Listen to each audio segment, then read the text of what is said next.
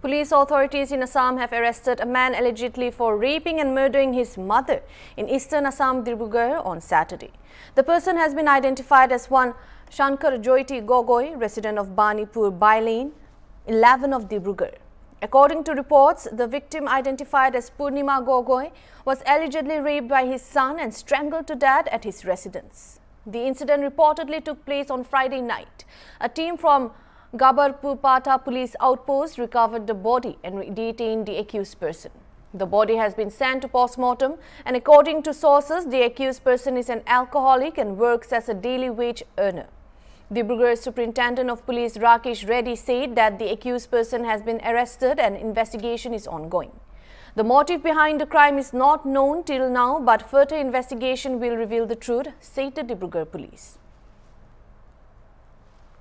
নেজানো মুখতে এনেকুৱা পুত্ৰ বুলি ক'বলৈতো একো হেৰি নাই অৰ্থই নাই নিজৰ মাকক যেতিয়া হেৰি কৰিছে মাৰিছে আৰু যিটো কাণ্ড কৰি মাৰিছে সেইটো কাণ্ডত তাক একেবাৰে উদ্ধাৰ নাই তাৰ মৃত্যুৱে অনিবাৰ্য তাক মাৰি পেলালেও আমি একো ক'বলৈ নাই নিজৰ যদি জন্মদাত্ৰীক মাৰিব পাৰিছে আৰু কি হ'ব আৰু সেইটো গতিকে মাতৃ বুলি ক'লে আমি বহুত দুখ পাইছোঁ আৰু এতিয়া মাক বুলি ক'লে কেনেকুৱা লাগে আৰু মাকৰ সমান পৃথিৱীত একোৱেই নাই এতিয়া মুঠতে ইমান নিৰ্জীৱ আৰু ইমান ঠাণ্ডা অমায়িক মানুহগৰাকীক মাৰি পেলালে আমি একেবাৰে অত্যন্ত দুখ পাইছোঁ মানে এনেকৈতো মদ খাই সদায় হুলস্থুল কৰি থাকে তাৰপৰা ৰাতি মই বাচন ধুই ভিতৰলৈ আহোঁ তেতিয়া মাকে চিঞৰিছে যে মই মৰিলোঁ সেনেকৈ চিঞৰিলে তেতিয়া সদায় হুলস্থুল হৈ থাকে কাৰণে ইমান কাণ নাই পতা তথাপিতো মই এখেতক ক'লোহি যে হুলস্থুল হৈছে মৰিলোঁ বুলি চিঞৰিছে এখেতে ক'লে সদায় হুলস্থুল হৈ থাকেচোন সেইকাৰণে কি কাণ পাতি থাকা তাহাঁতৰ কথাবোৰ তুমি সেই বুলি ক'লে মোক